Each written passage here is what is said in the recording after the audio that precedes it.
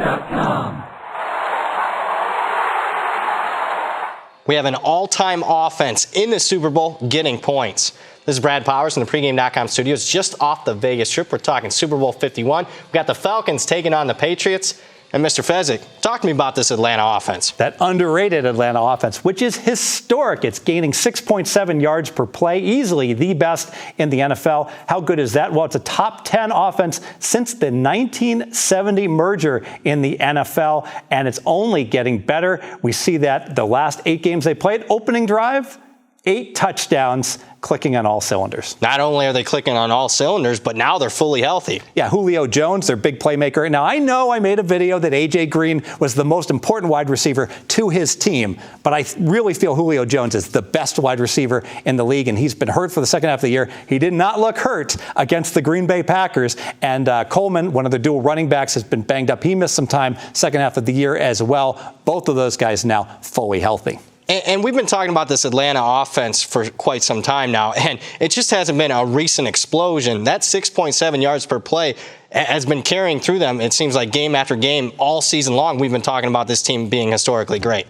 Every week I look at my spreadsheet, 6.7. It's clear that Quinn and Shanahan, the offensive coordinator, definitely had that second year. They're so much better. And let's face it, Shanahan's just pushed all the right buttons as the years progressed, keeping them at that elite level. Now, speaking of Shanahan, any concern whatsoever that after this game he's leaving to go coach the San Francisco 49ers? Yeah, we worry about distractions. We think about Lane Kiffin, right? We think about Beckham on the boat. I think this is a different situation here.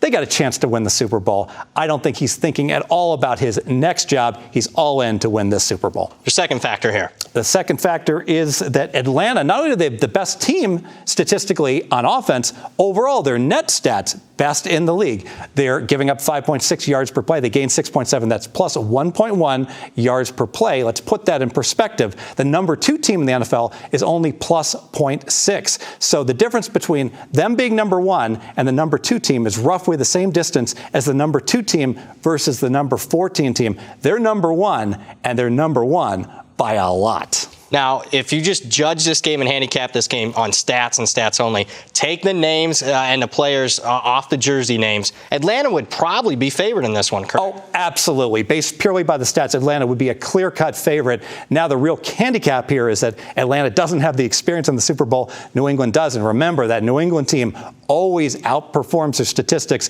with the right scheming and play calling. All right, let's recap it. Let's go ahead and recap it here. The Atlanta offense is not just good, it is historically good. At 6.7 yards per play, it is a top 10 NFL team since the 1970 merger. And their net yards per play stats, which incorporates offense and defense, is best in the NFL, and it's best by a wide margin. The Atlanta offense is better than public perception, and they are underrated in the marketplace. More videos at pregame.com.